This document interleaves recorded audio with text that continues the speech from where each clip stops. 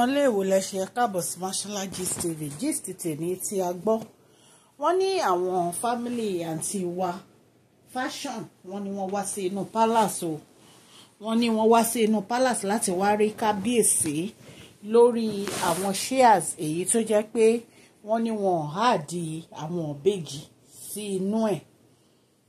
Ṣùgbọ́n nǹkan tó yà wá lẹ́nu ni wípé allegedly àwọn ọ̀rọ̀ tá a gbọ́ ó ní pé ńgbà tí kábíyèsí tí wọ́n ní kán lọ pè wọ́n wá tí wọ́n jókòó sí ibi tí wọ́n ti ń gba yàrá ìgbàlejò, wọ́n ní ìkan nínú àwọn fámìlì àǹtí wa fashion yìí wọ́n ní wọ́n mú nǹkan kan dání, wọ́n ní wọ́n wá fẹ́ fi kan kábíyèsí lẹ́sẹ̀.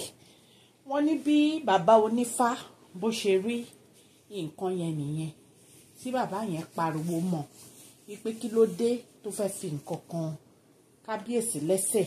Wọ́n ní ó parọ́, ó ní rárá òun ò fẹ́ fi nǹkan kan kábíyèsí lẹ́sẹ̀. Wọ́n wá ní kó dákẹ́ wípé kí ló wà lọ́wọ́ ẹ̀.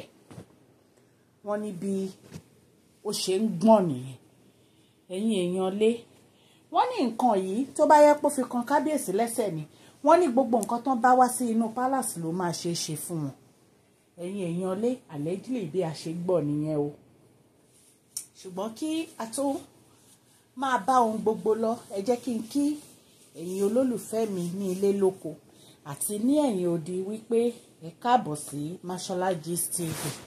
Mashola Gist TV ń kí yín, Mashola Gist TV ń kí yín, adúpẹ́ àtọpẹ́dá.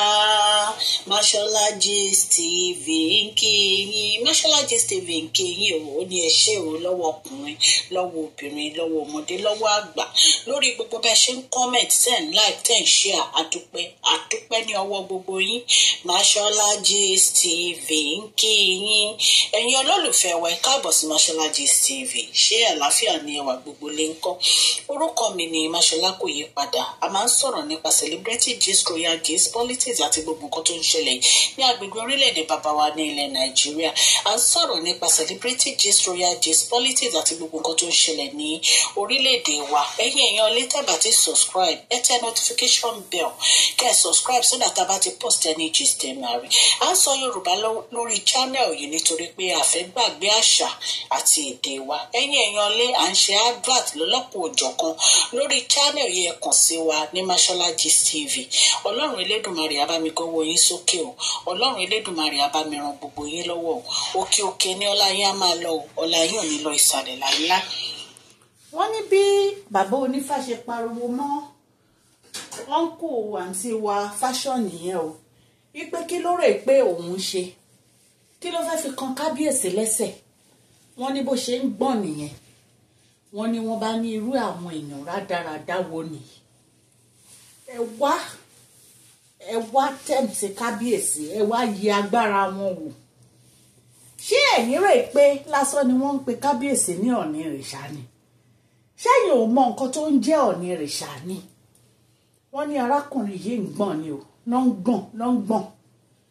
Wọ́n ní bí wọ́n ṣe lé wọn pẹ̀lú ìtìjú jáde nínú pálásì nìyí. Ẹ̀yin èèyàn lé, ṣógun ni ọ̀rọ̀ property kábíyèsí ni? Kábíyèsí ṣì wà láyé, nǹkan tí kábíyèsí bá fẹ́ náà máa ṣe. Kábíyèsí ní ọmọ àwọn làwọn fẹ́ fún ní property, kí ló wá le tó yẹn? Ṣé bí àwọn náà bí gbogbo àwọn ọmọ ẹ̀, wọ́n lè ṣe ojúṣe wọn gẹ́gẹ́ bí bàbá. Kábíyèsí ní ìfẹ́ ọmọ, gbogbo àwọn ọmọ tí kábíyèsí ní gbogbo ọ̀nà nífẹ̀ẹ́. Kí wá lóde tó yẹ pé ẹ̀yin ẹ lè jókòó sí ibi tó yẹ kẹ́ ẹ jókòó sí, àfi kẹ́ ẹ máa tójú bọlé onílé kiri, àfi kẹ́ ẹ máa wá sí pálásì kábíyèsí, kẹ́ ẹ máa gbóògùn wá síbẹ̀ lójoojúmọ́. Kí ló dé ṣàfiṣe ni? Ẹ̀yin èèyàn lé, ọ̀rọ̀ yìí yà wá lẹ́nu o. Nígbà tá a gbọ́, a ní ká tó mú gist wá fún yín ni. Wọ́n ní bó ṣe lé wọn dànù nìyẹn o. Wọ́n dẹ̀ sọ fún wọn pé wọn gbọ́dọ̀ wá mọ́. Tá bá tún gbọ́ update lórí a máa jẹ́ kẹ́ gbọ́. Mo dúpẹ́ lọ́wọ́ yín fún àdúrótì yín lórí channel yìí. Mo dúpẹ́ lọ́wọ́ yín fún ìfẹ́ tẹ́ ẹ ní sí wa. Ní agbára Ọlọ́run, òkè òkè ní ọlá yín á máa lọ o. Ọlá yín ò ní lọ ìsàlẹ̀ láíláí. Please share this video, like and subscribe. God bless you all.